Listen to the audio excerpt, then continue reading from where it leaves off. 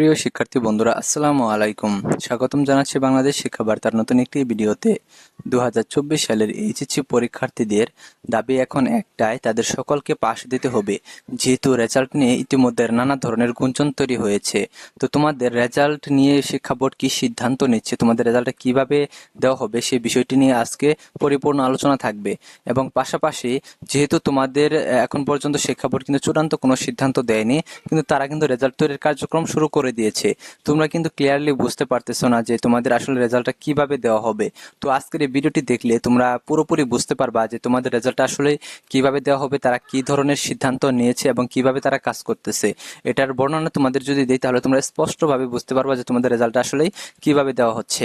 তো তোমরা যারা ভিডিওটি দেখতেছো পুরো ভিডিওটি দেখতে থাকো, এবং তোমরা যারা এখন আমাদের চ্যানেলটি সাবস্ক্রাইব করো নাই, শিক্ষা সম্বন্ধে সকল আপডেট সবার আগে পেতে আমাদের চ্যানেলটি সাবস্ক্রাইব করে রাখো।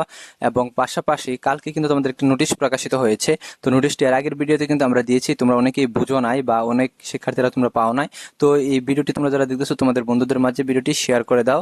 আর তোমরা যারা রয়েছে তোমাদের যদি কোনো প্রশ্ন থাকে তাহলে অবশ্যই কমেন্ট বক্সে জানাবে, এবং আমাদের ফেসবুক পেজ রয়েছে, ফেসবুক পেজে কিন্তু তোমরা মেসেজ দিয়ে জানাতে পারো, আমি উত্তর দেওয়ার চেষ্টা করব।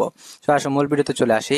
তো ইতিমধ্যে দেখা গেছে যে সারা বাংলাদেশে কিন্তু বিভিন্ন শিক্ষা বোর্ডে কিন্তু ইতিমধ্যে নোটিশ প্রকাশিত হয়েছে। ঢাকা শিক্ষা বোর্ডে কিন্তু দেখা গেছে যে শেষের দিকে কিন্তু নোটিশটি প্রকাশ করা হলো যে শিক্ষার্থীদের কাছ থেকে ডকুমেন্টস চেয়েছে কিন্তু শিক্ষা বোর্ড।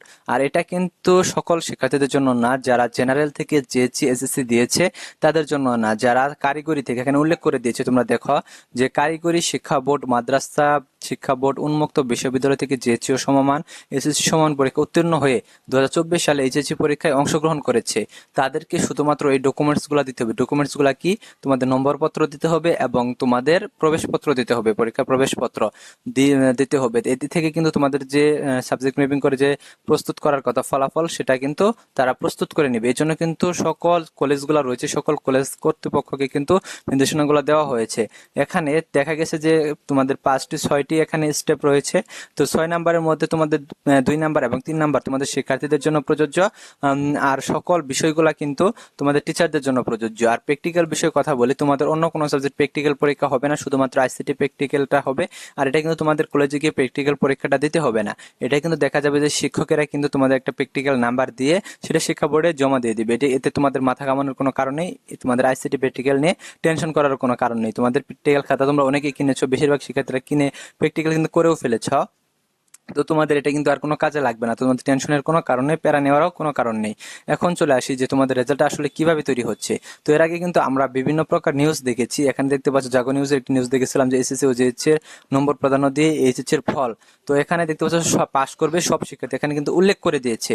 এটা নিউজ থেকে কিন্তু যেহেতু এসেছে, তো নিউজ থেকে আসলেই তারা কি বলেছিল শিক্ষা বোর্ডের কর্মকর্তারা, এটাই কিন্তু পর যাচাই করে কিন্তু তারা সাংবাদিকরা কিন্তু এটা উল্লেখ করেছে নিউজ পেপারে। তো আরো আমরা নিউজ দেখেছি যে দেখো এখানে এইচএসসি ফল তৈরিতে শিক্ষার্থীদের তথ্য চেয়েছে বোর্ডে। কিন্তু সকল শিক্ষার্থীদের কাছে চায় নাই, কিছু শিক্ষার্থীদের জন্য কাছে চেয়েছে, আর কাদের কাছে চেয়েছে সেটা একটু আগেই বলে দিলাম। তো আরেকটি নিউজ দেখো এখানে চলছে কি, এইচএসসি এর ফল তৈরির প্রস্তাবনা এখনো প্রস্তুত হয়নি, তথ্য সংগ্রহ শুরু। অর্থাৎ তথ্য কোনগুলা সংগ্রহ? তোমাদের যে ডকুমেন্টস গুলা চেয়েছে এটা কিন্তু তথ্য, এই তথ্য সংগ্রহগুলা শুরু করেছে শিক্ষা বোর্ড গুলা। অনেকগুলা শিক্ষা বোর্ড ইতিমধ্যে কিন্তু দেখা গেছে যে তথ্যগুলা নিয়ে নিয়েছে। এখন বিষয় হচ্ছে যে যেহেতু আরেকটা বিষয় তোমাদের হচ্ছে যে স্মারকলিপি, তোমরা শিক্ষার্থীরা কিন্তু দেখা গেছে সকল বোর্ডে কিন্তু মোটামুটি স্মারকলিপি দিয়ে শেষ করেছ, এবং এখানে তোমাদের স্মারকলিপিতে কিন্তু একটাই কিন্তু তোমাদের দাবি, সেটা হচ্ছে যে বৈষম্য যাতে না হয়, সকল বোর্ডের সাথে সমতা রেখে যাতে রেজাল্টটা প্রকাশ করা হয়। এক্ষেত্রে কিন্তু দেখা যাবে যে তোমাদের যারা শিক্ষার্থীরা রয়েছে, তোমাদের সিলেট বোর্ড, তারপরে কুমিল্লা বোর্ড, ঢাকা বোর্ড, এক এক বোর্ডে কিন্তু দেখা যায় যে এক এক রকমের পরীক্ষা হয়েছে। যেমন ধরো তোমাদের কোনো বোর্ডে 2টা পরীক্ষা হয়েছে, কোনো বোর্ডে 4টা পরীক্ষা হয়েছে, কোনো বোর্ডে 5টা, কোনো বোর্ডে 7টা। তাহলে দেখা যাচ্ছে যে তোমাদের সম পরিমাণে কিন্তু পরীক্ষা হয় নাই। আর এটা যদি যেসব পরীক্ষাগুলো হয় না সেগুলো যদি সাবজেক্ট ম্যাপিং করা হয় তাহলে দেখা যাবে যে কোন যে বোর্ডে তোমাদের 2টা পরীক্ষা হয়েছে সেই বোর্ডের শিক্ষার্থীরা কিন্তু অনেক বেশি সুযোগ সুবিধা ভোগ করবে। এতে কিন্তু বৈষম্যের কিন্তু সৃষ্টি হবে। কারণ দেখা যাবে যে তোমরা যারা 2টা পরীক্ষা দিয়েছে তারা কিন্তু আর তোমাদের 5টা পরীক্ষা দেয় না, যে অন্য বোর্ডে 7টা পরীক্ষা দিয়েছে, তাহলে 5টা পরীক্ষায় কিন্তু তারা অটোমেটিকলি পাস করতেছে, পাশাপাশি এসএসসি রেজাল্ট অনুযায়ী ভালো একটা রেজাল্ট করতেছে। আর যেসব বোর্ডে তোমাদের সাতটা পরীক্ষা দিয়েছে সেসব বোর্ডে কিন্তু দেখা যাবে যে তারা কিন্তু অনেক শিক্ষার্থী কিন্তু ফেল করবে, খারাপ রেজাল্ট করবে, এতে কিন্তু শিক্ষার্থীদের মধ্যে একটা বৈষম্যের সৃষ্টি হবে। আর যেহেতু ইতিমধ্যে দেখা গেছে যে সারা বাংলাদেশে কিন্তু শিক্ষার্থীরা স্মারকলিপি জমা দিয়েছে শিক্ষা বোর্ডে গিয়ে। গতকাল একটা নিউজ দেখলাম যে তোমাদের শিক্ষার্থীরা থানায় গিয়ে স্মারকলিপি দিয়েছে, এতে পুলিশের সাথে কিন্তু বাক বিতণ্ডতার কিন্তু সৃষ্টি হয়েছে। তো দেখতে পাচ্ছ যে এখানে কুমিল্লা শিক্ষা বোর্ডে কিন্তু স্মারকলিপি গ্রহণ করেছে এবং সেটার কপি কিন্তু এখানে আপলোড করেছিল শিক্ষার্থীরা, আমরা সেখান থেকে সংগ্রহ করেছি। তো সেখানে কিন্তু দেখা গেছে যে তোমাদের দাবি কিন্তু একটাই ছিল, সেটা হচ্ছে যে তোমাদের রেজাল্টে যাতে বৈষম্য না হয়। আর এটি দেখতে পাচ্ছ যে দিনাজপুর বোর্ডের শিক্ষা বোর্ডে জমা দেওয়া হয়েছে এই স্মারকলিপিটি, এখানেও কিন্তু একই বিষয়গুলো উল্লেখ করেছে।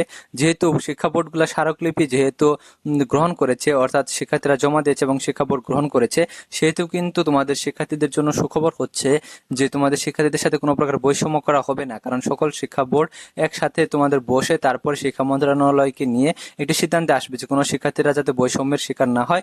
এর জন্য কিন্তু তোমাদের সকল শিক্ষার্থীদের দেখা যাবে যে তোমাদের এসএসসি রেজাল্টের উপর ভিত্তিতে কিন্তু রেজাল্ট দেওয়ার একটা সম্ভাবনা রয়েছে, আর এটা কিন্তু শতকরা 80% রয়েছে।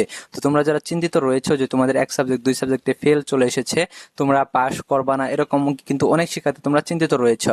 তো এটা নিয়ে চিন্তার কোনো কারণ নেই। দেখতে পাচ্ছ যে তোমরা ছবিটি এখানে স্ক্রিনে দেখতে পাচ্ছ, এটা কিন্তু স্মারকলিপি জমা দেওয়ার কিন্তু ছবিটি। আর এটি দেখতে পাচ্ছ উপরে কিন্তু সাইনবোর্ডে লেখা আছে মাধ্যমিক ও উচ্চ মাধ্যমিক শিক্ষা বোর্ড দিনাজপুর। এটা কিন্তু দিনাজপুরের যে মাধ্যমিক ও উচ্চ মাধ্যমিক শিক্ষা বোর্ডের কার্যালয় রয়েছে, সেখানে গিয়ে কিন্তু শিক্ষার্থীরা কিন্তু সরাসরি কিন্তু স্মারকলিপি জমা দিয়েছেন এবং স্মারকলিপিটি কিন্তু গ্রহণও করেছে। আর এটির কিন্তু একটি কপি কুমিল্লা শিক্ষা বোর্ডের কিন্তু একটি কপি রয়েছে। দেখতে পাচ্ছ কুমিল্লা শিক্ষা বোর্ডের স্মারকলিপি জমা দিয়েছে, এখানে এটি কপি রয়েছে। তো এ থেকে বোঝা যাচ্ছে যে বাংলাদেশে যে কয়টা শিক্ষা বোর্ড রয়েছে সকল শিক্ষা বোর্ডের স্মারকলিপি জমা দেওয়ার পর সেটা কিন্তু শিক্ষা বোর্ডের কর্মকর্তারা কিন্তু গ্রহণ করেছে এবং এটা নিয়ে কিন্তু অবশ্যই আলোচনা হবে। তো আলোচনার ক্ষেত্রে তোমাদের যে রেজাল্টটা বেরিয়ে আসবে সেটা হচ্ছে তোমাদের সকল শিক্ষার্থীদের পাস দিতে হবে, এটাই কিন্তু বেরিয়ে আসবে। তো এর আগে কিন্তু দেখা গেছে যে তোমাদের যে আরো নিউজ প্রকাশিত হয়েছিল তোমাদের এইচএসসি রেজাল্ট সম্পর্কে, তখন কিন্তু দেখা যায় তোমাদের ঢাকা শিক্ষা বোর্ড এবং আন্তঃশিক্ষা বোর্ড সমন্বয় কমিটির সভাপতি যিনি অধ্যাপক তপন কুমার সরকার, তিনি কিন্তু বলেছিলেন যে তোমাদের যে কয়টা পরীক্ষা হয়েছে সেই কয়টা তোমাদের খাতা দেখা হবে এবং যে কয়টা হয় না সে কয়টা সাবজেক্ট ম্যাপিং করা হবে। কিন্তু তারপর তোমাদের ঢাকা শিক্ষা বোর্ডের নিয়ন্ত্রক অধ্যাপক আবুল বাসার উনি কিন্তু বলেছেন যে তোমাদের শিক্ষার্থীদের সর্বোচ্চটাই কিন্তু তোমাদের সুবিধা দেওয়া হবে, তোমাদের জেএসসি এসএসসি এবং এইচএসসি তিনটাই বিবেচনা করা হবে। যে পরীক্ষাতে অর্থাৎ জেএসসি এসএসসি এইচএসসি যেটাতেই তোমরা সবচেয়ে বেশি নাম্বার পেয়েছ সেটাতেই কিন্তু দেখা যাবে যে তোমাদের রেজাল্টে দেওয়া হবে। অর্থাৎ তোমরা যদি এমন হয়ে থাকে যে জেএসসিতে তোমরা পেয়েছ 40, এসএসসিতে পেয়েছ 60 এবং তোমরা এইচএসসিতে পেয়েছ 40, তাহলে তোমাদের এসএসসিতে 60 নাম্বার পেয়েছো, তাহলে তোমাদের 60 নাম্বারটা কিন্তু রেজাল্টে দেওয়া হবে, অর্থাৎ সর্বোচ্চ নাম্বারটা দেওয়া হবে যাতে কোনো শিক্ষার্থী বঞ্চিত না হয়। তো এখানে কিন্তু তিনি যদিও উল্লেখ করে দেননি, এটা থেকে এটাই বোঝা যায় যে তোমরা যদি এইচএসসিতে আইসিটিতে বা ইংরেজিতে কোনো সাবজেক্টে যদি ফেল করো তাহলে ওই সাবজেক্টের নাম্বারটা তোমাদের কম থাকবে এবং অন্য যে পরীক্ষাগুলো পাবলিক পরীক্ষাগুলো রয়েছে যেমন এসএসসি জিএসসি সেখানে কিন্তু তোমাদের নাম্বারটা বেশি থাকবে। তাহলে তোমাদের বেশি নাম্বারটা যদি দেওয়া হয় তাহলে কিন্তু তোমাদের ফেল করলেও কিন্তু কোনো সমস্যা আসতেছে না, অর্থাৎ তোমরা শতভাগ পাস করতেছো। এরই ভিত্তিতে কিন্তু দৈনিক জনকণ্ঠ সংবাদপত্রে কিন্তু একটি নিউজ প্রকাশিত হয়েছিল এবং সেখানে কিন্তু তারা স্পষ্টভাবে বলেছে যে পাস করবে সব পরীক্ষার্থী, এই তথ্যের উপর কিন্তু ভিত্তি করে। যেহেতু এটা শিক্ষা বোর্ডের ঊর্ধ্বতন কর্মকর্তা একজন ঢাকা শিক্ষা বোর্ডের পরীক্ষা নিয়ন্ত্রক, যেহেতু তারা এরকম সিদ্ধান্ত নিয়েছেন বলেই কিন্তু এই নিউজটি প্রকাশিত হয়েছে এবং তারা কিন্তু এটি সাংবাদিকদের জানিয়েছেন। এখন বিষয় হচ্ছে যে শিক্ষা বোর্ড কিন্তু এখনো কোনো চূড়ান্ত তথ্য কিন্তু এখনো দেয়নি গণমাধ্যমে, কিন্তু তারা রেজাল্ট তৈরির কাজ শুরু করে দিয়েছে।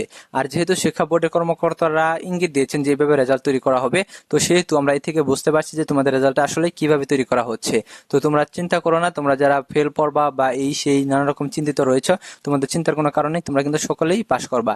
আর 2023 সালে যারা পরীক্ষার্থী ছিল তাদের উদ্দেশ্যে বলতেছি যে তোমরা বলতেছো যে একটা দুইটা পরীক্ষা তোমরা দিয়েছো বা তোমাদের পরীক্ষাগুলো হয়নি, যেগুলো তোমাদের ফেল এসেছিল 2023 সালে, তোমরা পাস করবা কিনা? হ্যাঁ, তোমরা 100% কিন্তু পাস করবা। তোমাদের এইভাবে 24 সালে পরীক্ষার্থীদের সাথে যেরকম রেজাল্ট যেরকম ভাবে তৈরি করা হবে তোমাদেরও কিন্তু ওইরকম ভাবে রেজাল্ট তৈরি করা হবে। আর ডকুমেন্টসের যে বিষয়টি, সেই বিষয়টি হচ্ছে তোমাদের কলেজ থেকে যদি ডকুমেন্টস চাওয়া হয় কল দিয়ে, তাহলে কিন্তু তোমাদের 23 সালের হোক আর তোমরা 24 সালের হোক, যে সালের পরীক্ষার্থী হও না কেন, তোমাদের কিন্তু ডকুমেন্টস গুলো কিন্তু কলেজে গিয়ে অবশ্যই জমা দিতে হবে এবং কলেজ থেকে সেটি শিক্ষা বোর্ডে পাঠাবে, তখনই কিন্তু তোমাদের রেজাল্টটা প্রস্তুত হবে।